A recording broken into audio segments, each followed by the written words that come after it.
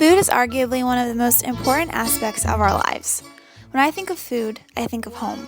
Sunday night macaroni dinners, tables surrounded with my family members talking over one another, and laughter filling the room. Food is a knack for pulling us together, allowing memories and traditions to be created.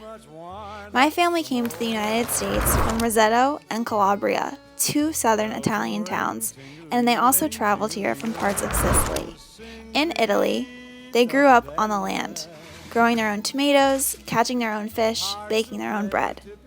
Southern Italians were dirt poor, and they had no other choice but to connect with the land in which they lived on and the food which they ate and produced. These customs traveled here. My grandfather currently still grows tomatoes and countless other types of produce. Each summer, we gather together to can our own tomatoes for pasta sauce and preserve them for the winter months that come.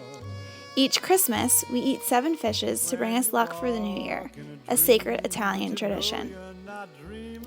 Food allows us to keep alive the traditions and memories that families create. My ancestors brought over these customs nearly 100 years ago, and we are still enforcing them today.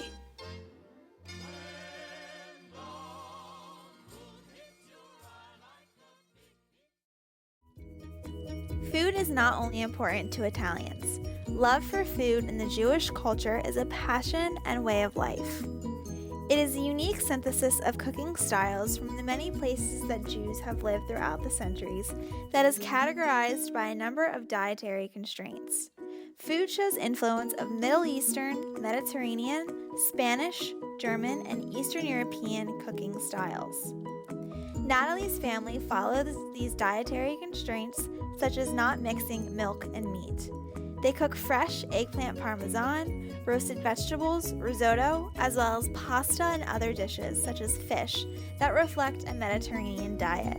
Her family is conspicuous on where they get their food and usually travel to a local farmer's market called Tanner's and also get their meat from a local kosher deli.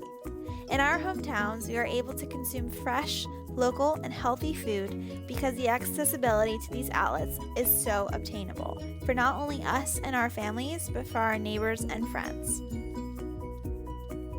My name is Gabriel Fellis. I'm one of the owners and manager at Ventuno. We've been here for about 7 months. So when we're getting fresh and local ingredients are like the #1 goal for every restaurant. So every restaurant in the city tries and strives to get all their ingredients like as local as possible, as fresh as possible, and know exactly the source of every single one of their ingredients. In the city, it's not as feasible just because of our surroundings and where we are.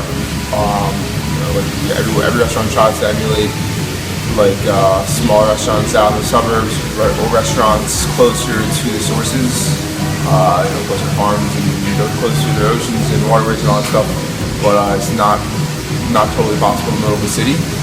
We get most of our food ingredients from one local warehouse that kind of acts as a vendor between the restaurants and all of the local farms and fishmongers and all of the local sources. So that's where we get most of our stuff. We try and get them as fresh and in season as possible, but again, it's not always totally feasible in the middle of the city.